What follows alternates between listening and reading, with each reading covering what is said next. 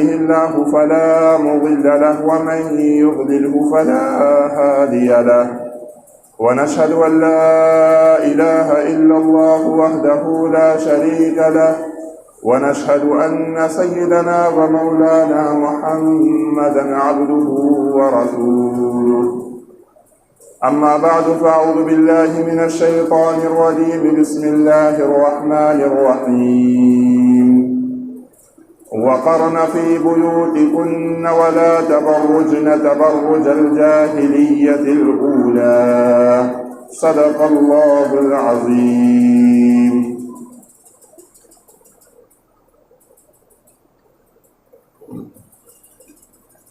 میرے محترم اور معزز بھائیوں، بزرگوں اور عزیز دوستوں،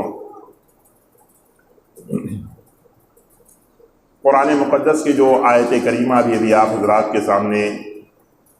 تلاوت کی ہے، اس آیت کریمہ میں اللہ رب العزت نے نبی کی بیویوں کو اور نبی کی بیویوں کے واسطے سے دنیا کی تمام عورتوں کو ایک حکم دیا ہے۔ وہ حکم ہے پردے اور حجاب کا حکم۔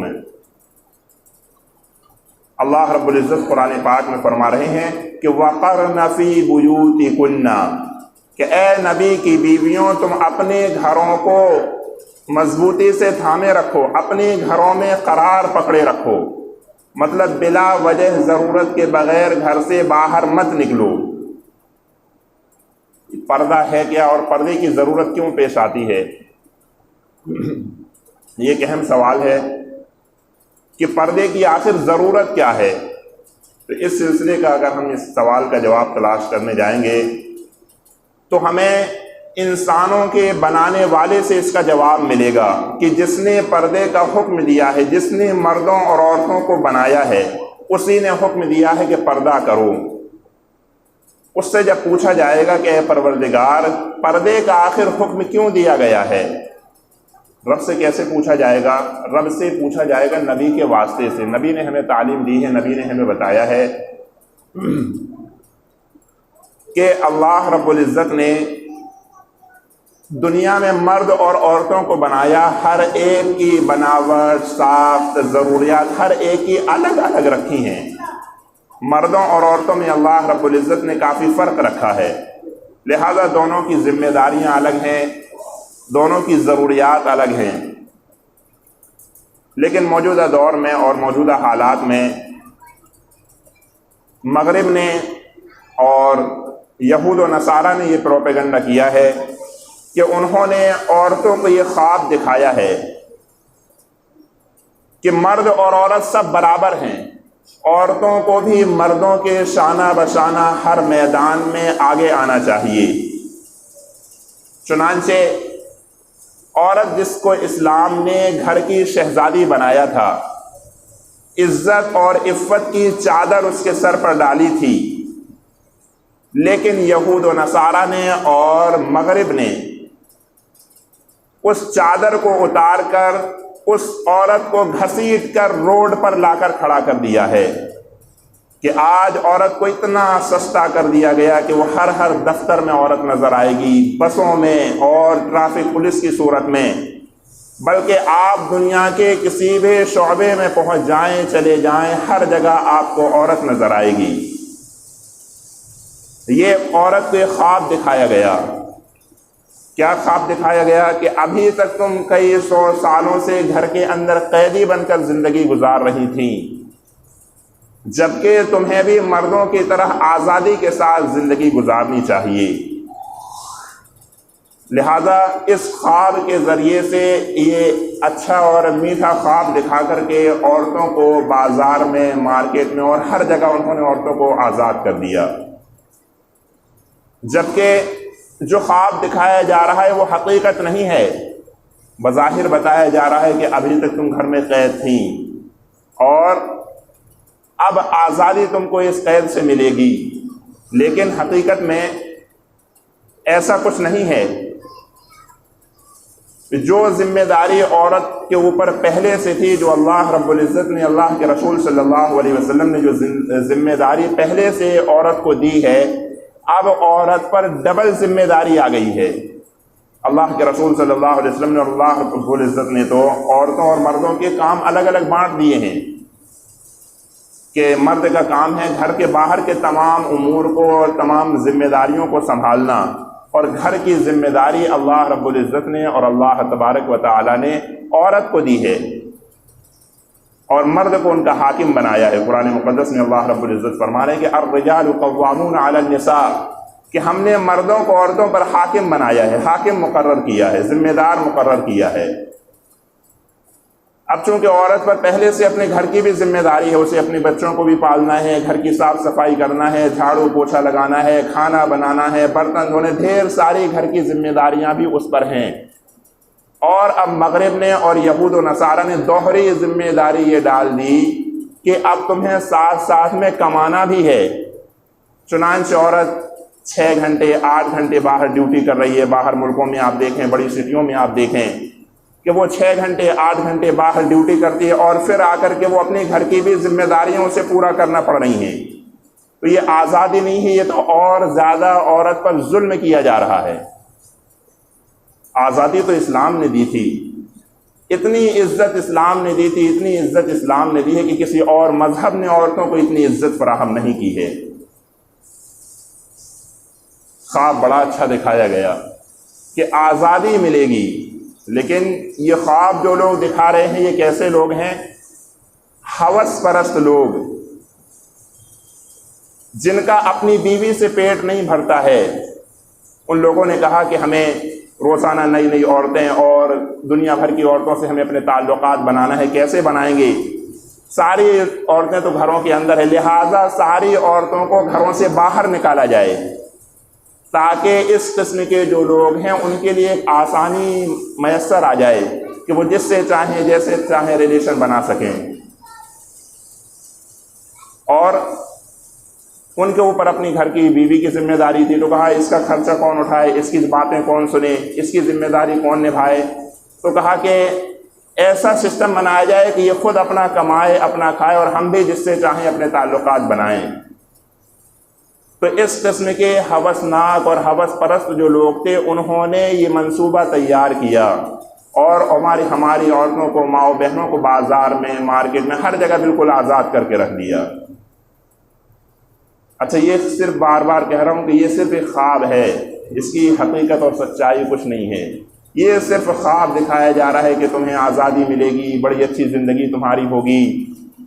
جبکہ حقیقت یہ نظر آ رہی ہے کہ ایک انگریز مصنف کوئی گزرا ہے، نام اس کا میخائیل یا ایسا کچھ نام ہے، معلوم نہیں، تو وہ کہتا ہے کہ ہم نے مغرب میں اس بات کا تجربہ کیا ہے کہ ہم نے عورتوں کو گھروں سے باہر نکال تو دیا، لیکن آج ہم اس بات پر پچھتا رہے ہیں۔ آج ہم یہ چاہ رہے ہیں کہ ہماری عورتیں واپس گھروں کے اندر آ جائیں، لیکن آج ہم یہ کرنے پر قادر نہیں، اور بڑی کوشش کے بعد بھی ہم اس بات پہ قابو نہیں پا رہے ہیں۔ ہمیں بظاہر تو شروع میں لگ رہا تھا کہ اس کے ذریعے سے ہمارے ملک میں ترقی ہوگی، کام کرنے والے افراد ڈبل ہو جائیں گے اور ملک میں پیداوار اچھی ہوگی، جاب نکلیں گی، بہت سارے اچھے اچھے خواب ان کے تھے، تو بظاہر تو ہمیں کچھ فائدہ نظر آیا اس کا، لیکن اس کا فائدہ جو ہے وہ اس کے نقصان سے بہت کم ہے۔ نقصان اس کا بہت زیادہ ہے کہ آج ہمارے خاندان اور فیملی سسٹم جو ہے وہ بالکل تباہ اور برباد ہو کر رہ گیا ہے۔ آج ہمارے یہاں کوئی فیملی سسٹم نہیں ہے، نہ کسی کے یہاں کوئی بچے ہیں، نہ کسی کے کوئی ماں باپ کی کوئی فکر ہے، نہ میاں بیوی ایک ساتھ رہ رہے ہیں۔ تو کوئی فیملی سسٹم جو ایک ہونا چاہیے، وہ ساری کی ساری چیزیں ہمارے یہاں پر ختم ہو چکی ہیں۔ تو آج یورپ اور امریکہ اور بڑے بڑے مغربی ممالک اس بات کا رونا رو رہے ہیں کہ ہماری خواتین، ہماری عورتیں گھروں کی عزت بن کر، گھروں کی زینت بن کر رہیں، لیکن چونکہ انہوں نے پہلے آزادی دے دی اور حالات ان کے کنٹرول سے باہر ہو چکے ہیں۔ لیکن اسلام نے شروع ہی سے 1400 سال پہلے قرآن مقدس نے نبی کی بیویوں سے کہہ دیا کہ وَقَرْنَ فِي بُيُوتِكُنَّ، کہ اے نبی کی بیویوں اپنے گھروں میں قرار پکڑے رہو، مطلب بلا وجہ باہر مت نکلو۔ سوچیے آپ، نبی کی بیویوں سے یہ حکم دیا جا رہا ہے، جبکہ نبی کی بیویوں کے بارے میں کوئی برا خیال سوچ تک نہیں سکتا ہے، نبی کی بیویوں کے بارے میں کسی کے دل و دماغ میں شک و شبہ بھی نہیں آ سکتا ہے۔ ان کو تک یہ حکم دیا جا رہا ہے کہ تمہیں اپنے گھر میں رہنا ہے، اور اسلام نے عورتوں کو وہ عزت دی ہے جو دنیا کے کسی مذہب نے، کسی دھرم نے عورتوں کو وہ عزت نہیں دی ہے۔ اگر عورت ماں کی شکل و صورت میں ہے تو اس کے قدموں کے نیچے جنت بتائی گئی ہے کہ ماں کے قدموں کے نیچے جنت ہے، الجنت تحت اقدام الامہات، کہ جنت ماں کے قدموں کے نیچے ہے۔ عورت اگر بہن ہے تو اس کی حفاظت کی ذمہ داری بھائی کے اوپر دی گئی ہے۔ عورت اگر بیٹی ہے تو اللہ کے رسول صلی اللہ علیہ وسلم نے فرمایا کہ جس نے 3 بیٹیوں کی پرورش کی، انہیں صحیح تعلیم اور تربیت سے آراستہ کیا اور بہترین جگہ پر ان کا نکاح کر دیا، تو میں اس بات کی ذمہ داری اور گارنٹی لیتا ہوں کہ میں اس شخص کو جنت میں داخل کراؤں گا۔ ایک صحابی کھڑے ہوئے اللہ کے رسول صلی اللہ علیہ وسلم، میری جو 2 ہی بچیاں ہیں، تو اللہ کے رسول صلی اللہ علیہ وسلم نے کہا کہ ٹھیک ہے، تمہارے لیے بھی یہ ذمہ داری میں لیتا ہوں کہ اگر تم نے اپنی دونوں بچیوں کی صحیح تعلیم اور تربیت کی اور انہیں بہترین گھر میں ان کا رشتہ کر دیا، نکاح کر دیا، تو میں تمہیں بھی جنت میں داخل کراؤں گا۔ ایک صحابی کھڑے ہوئے کہنے لگے اللہ کے رسول صلی اللہ علیہ وسلم، میری تو ایک ہی بچی ہے، میں کیا کروں؟ تو اللہ کے رسول صلی اللہ علیہ وسلم نے فرمایا کہ ٹھیک ہے، تم بھی اگر اپنی بچی کی صحیح تعلیم و تربیت کر دو اور اچھے گھر میں اس کا نکاح کر دو تو میں تمہیں بھی جنت میں داخل کرانے کی ذمہ داری لیتا ہوں۔ تو اسلام وہ مذہب اور ایسا دھرم ہے کہ اس نے ہر ایک کے الگ الگ درجے مقرر کیے ہیں کہ ماں کا کیا درجہ ہے، باپ کا کیا درجہ ہے، بیوی کا کیا درجہ ہے، بھائی کا کیا درجہ ہے، باپ کا، ہر ایک کے الگ الگ درجے اور ہر ایک کے الگ الگ حقوق بیان کیے ہیں۔ بہرحال بات چل رہی تھی کہ قرآن مقدس نے اس آیت کریمہ میں نبی کی بیویوں کو حکم دیا ہے کہ پردے کا خاص اہتمام کریں، اور آج کے اس پرفتن دور میں ہم دیکھ رہے ہیں کہ عورتوں کو بالکل ننگا کیا جا رہا ہے۔ جو اللہ کے رسول صلی اللہ علیہ وسلم پر قربان جائیے، اللہ کے رسول صلی اللہ علیہ وسلم نے آج سے 1450 سال پہلے یہ بات فرما دی تھی کہ قیامت کے قریب ایک وقت وہ آئے گا کہ عورتیں کپڑے پہنے ہونے کے باوجود بھی ننگی ہوں گی۔ اس وقت 1450 سال پہلے کسی کو یہ بات ہو سکتا ہے سمجھ میں نہ آئی ہو کہ کپڑے بھی ہوں اور ننگا بھی ہو، کوئی شخص کیسے ہو سکتا ہے، لیکن آج کے اس دور نے یہ بات ہمارے سامنے بالکل کھول کر رکھ دی ہے، اور اللہ کے رسول صلی اللہ علیہ وسلم کی یہ بات بالکل 100% بالکل صحیح ثابت ہوئی ہے کہ آج ہماری عورتوں کے جسم پر کپڑے تو ہیں لیکن وہ اتنے زیادہ چست ہیں کہ جسم کی ایک ایک بناوٹ ظاہر ہو رہی ہے، اور لباس ہے لیکن اتنا شارٹ ہے کہ جسم کا اکثر حصہ اس میں سے نظر آ رہا ہے، یا لباس تو ہے لیکن اتنا فیشنیبل اس کو بنا دیا گیا ہے کہ جس لباس ہونے کا کوئی فائدہ نظر نہیں آ رہا ہے۔ بہرحال ہمیں اس بات کی کوشش کرنا ہے کہ ہم اپنے معاشرے میں پردے کو رواج دیں۔ لوگ مذاق اڑائیں گے، تانے دیں گے، طرح طرح سے مذاق اڑایا جائے گا کہ لو ان کو قیدی بنا دیا ہے اسلام نے، اور کالے کپڑوں میں انہوں کو قید کر دیا ہے، طرح طرح سے لوگوں کا کام ہے مذاق اڑاتے رہنا۔ یہ آج سے نہیں، 1450 سال سے اللہ کے رسول صلی اللہ علیہ وسلم کے دور سے یہ چیزیں چل رہی ہیں کہ کفار اور مشرکین جو تھے وہ اسلام کی ایک ایک بات کا مذاق اڑایا کرتے تھے۔ تو ہمیں ان چیزوں سے گھبرانے کی ضرورت نہیں ہے، ہمیں تو اسلام کو فالو کرنا ہے، ہمیں اسلام پر قرآن اور حدیث کے مطابق اپنی زندگی گزارنی ہے۔ کوئی کچھ کہتا ہے کہتا رہے لیکن خدا ہم سے ناراض نہ ہو پائے، زمانہ سارا ناراض ہونا چاہے ہو جائے لیکن خدا ہم سے ناراض نہ ہو پائے، اس بات کی کوشش کرنا ہے۔ لیکن اگر ہم نے لوگوں کو خوش کرنے کے لیے اللہ کو ناراض کر دیا تو جو لوگ ہم سے خوش ہو رہے ہیں اور جن کو خوش کرنے کے لیے ہم اپنی زندگی برباد کر رہے ہیں، کما رہے ہیں، محنت کر رہے ہیں، 24 گھنٹے ان کے لیے ہم محنت کر رہے ہیں، اللہ رب العزت انہی کو ہمارے اوپر مسلط کر دے گا اور انہی کے ذریعے سے اللہ رب العزت ہمیں ذلیل اور رسوا کر کے دکھا دے گا۔ لہذا اس بات کی کوشش کریں کہ ہم اپنے ماحول میں، ہم اپنے معاشرے میں، ہم اپنی سوسائٹی میں، ہم اپنے محلے اور اپنے گھر اور خاندان کے اندر پردے کا زیادہ سے زیادہ اہتمام کروانے کی کوشش کریں۔ اپنی بچیوں کو، اپنی بیویوں کو، اپنی ماؤں بہنوں کو، گھر کی ساری مستورات کو اس بات کو حکمت کے ساتھ سمجھائیں کہ ہمارا لباس اسلامی لباس ہو، مغرب کا لباس، انگریزوں والا لباس یہ ہمارے گھر میں نہ آنے پائے، اس بات کی ہر ایک کوشش کرے۔ اللہ رب العزت ہم تمام کو کہنے سننے سے زیادہ عمل کی توفیق عطا فرمائے۔ وآخر دعوانا الحمدللہ رب العالمین۔ جن حضرات کی سنت باقی ہیں وہ سنت ادا کر لیں۔